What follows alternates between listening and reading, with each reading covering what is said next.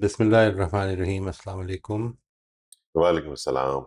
हमारा आज का जो टॉपिक है वो तो बेसिकली एक ओवरव्यू ही है जो हमने पीछे किया है 3 स्टेजेस का। मुझे लास्ट टाइम याद है कि जब हम आखिरी स्टेज कर रहे थे तो बाज़ साथियों ने ये बात फरमाई थी कि ये कुछ मुश्किल है समझने में।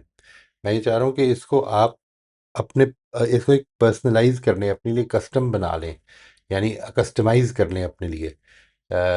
ये जो पूरा जर्नल है इसको कस्टमाइज कर लें, इसको सिर्फ समझ लें। मैं उसके लिए एक मैंने ओवरव्यू तैयार किया है ताकि एक चीज़ जो है उसका एक खाका आपके सामने रहे।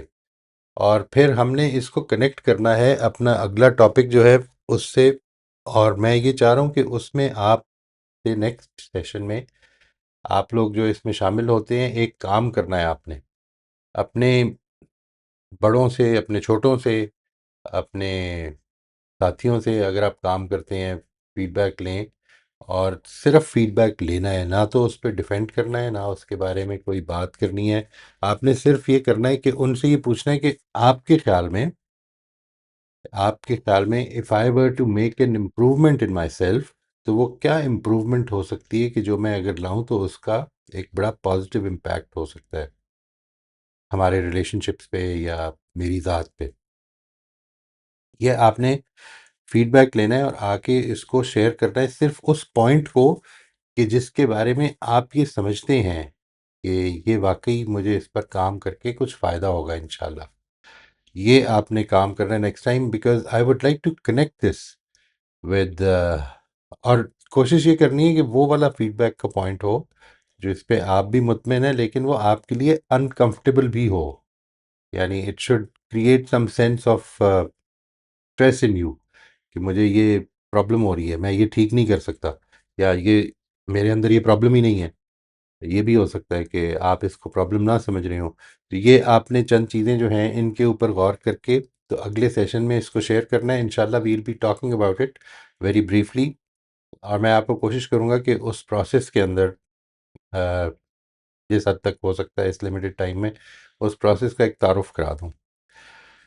हम जिस तरह मैंने गुजारिश की कि एक ओवरव्यू आज करेंगे इस इन 3 स्टेजेस का।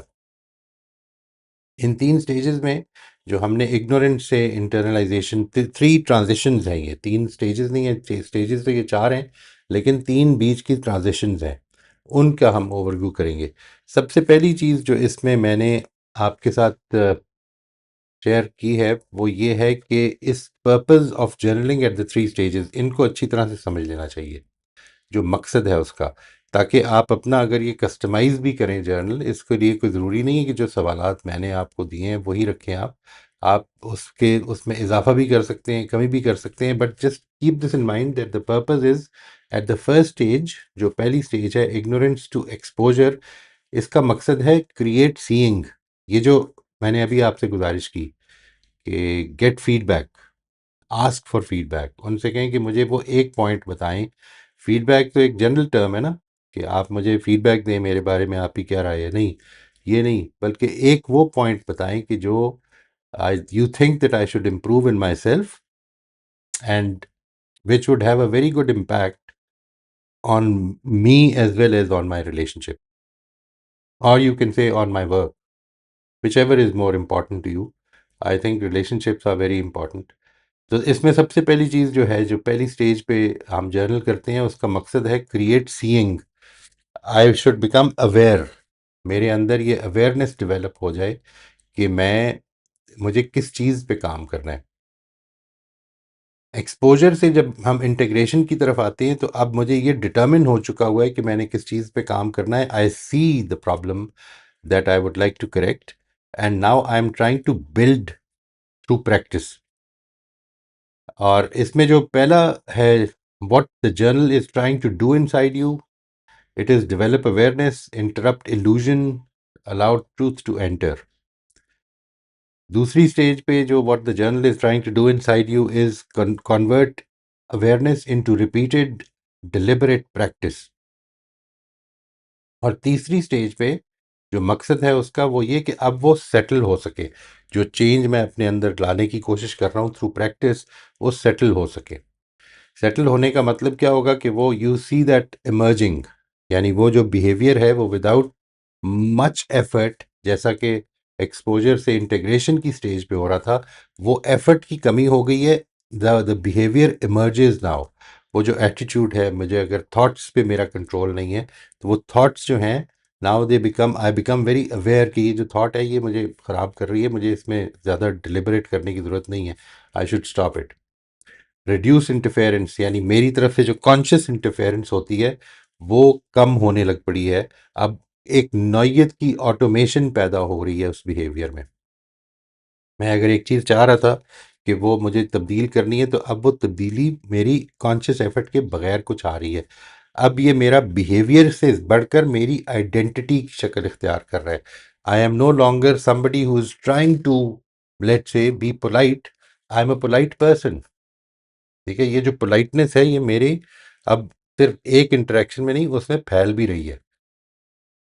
First we learn to see, then we learn to practice, then we learn to trust. Trust our practice. ठीक है जी, द ट्रस्ट इज दैट मैंने अब इतनी प्रैक्टिस कर ली है कि अब मुझे इसमें बहुत ज़्यादा मेहनत नहीं करनी। ये आहिस्ता आहिस्ता इस जगह तक पहुंचती है बात।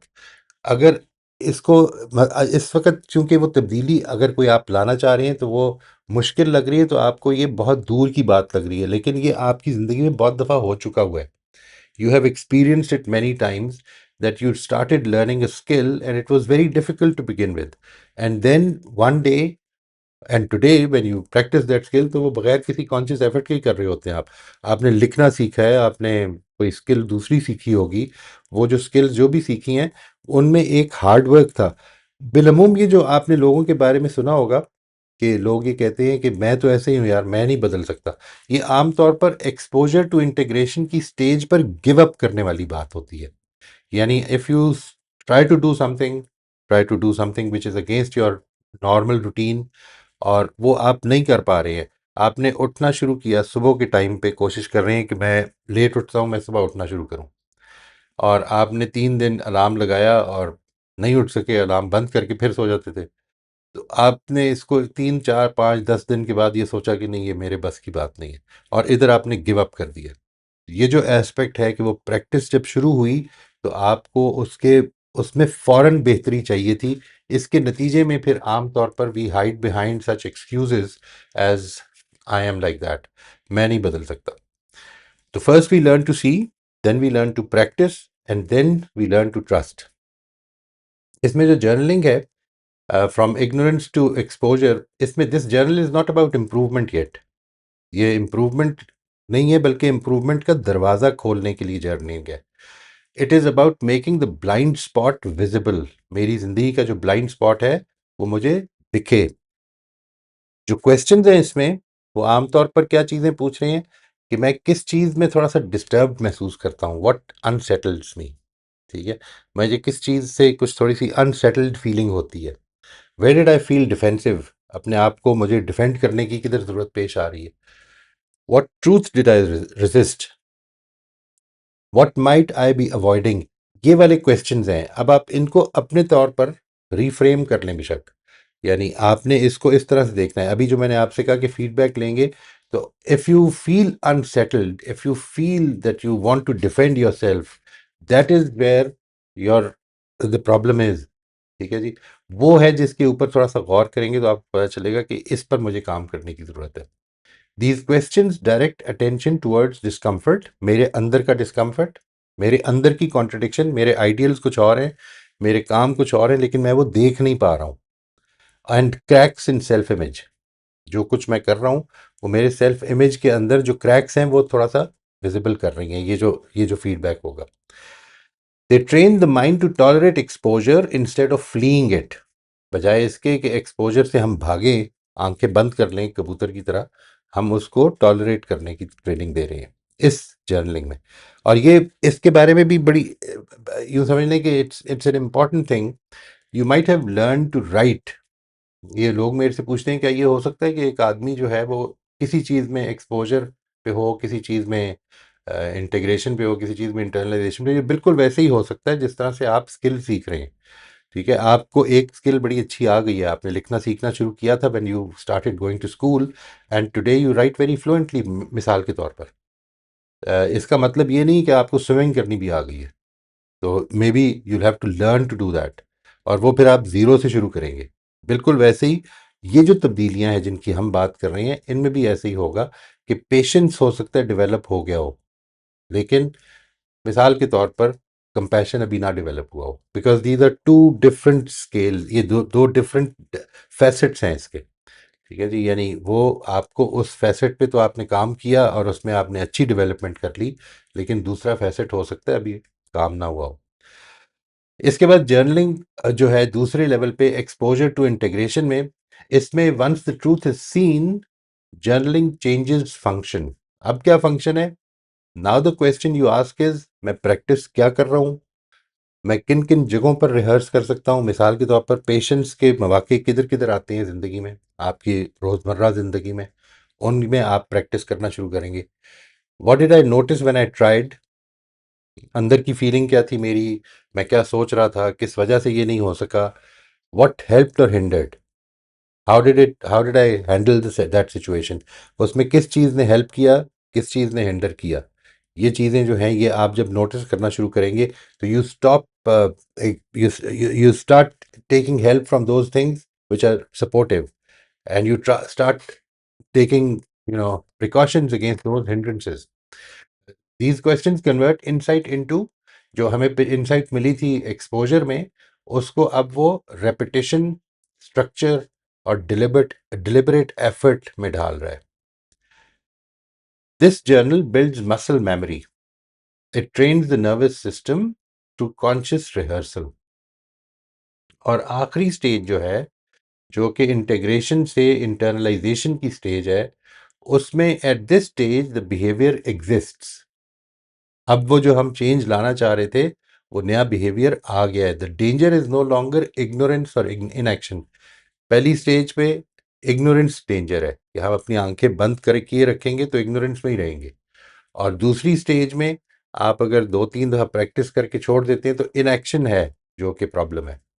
अब जो प्रॉब्लम है वो असल में ओवर कंट्रोल है। You are still very very conscious of it. कोशिश कर रही हैं कि मैं ज़्यादा अपने आप को तैयार करता हूँ हर चीज़ के लिए। No, let let nature take its course now, और अब उस हैबिट को अच्छी तरह से रिलैक्स तरीके से अपने अंदर शामिल होने दें। तो जो क्वेश्चंस हैं वो भी चेंज हो जाते हैं। अब ये देखना है आपने कि मैं किधर किधर ज़्यादा मेहनत करने की ज़रूरत पड़ रही है, मैं अभी भी किधर किधर अपने आप को हैबिट फॉर्मेशन की तरफ नहीं लेके आ रहा हूँ। Excuse me.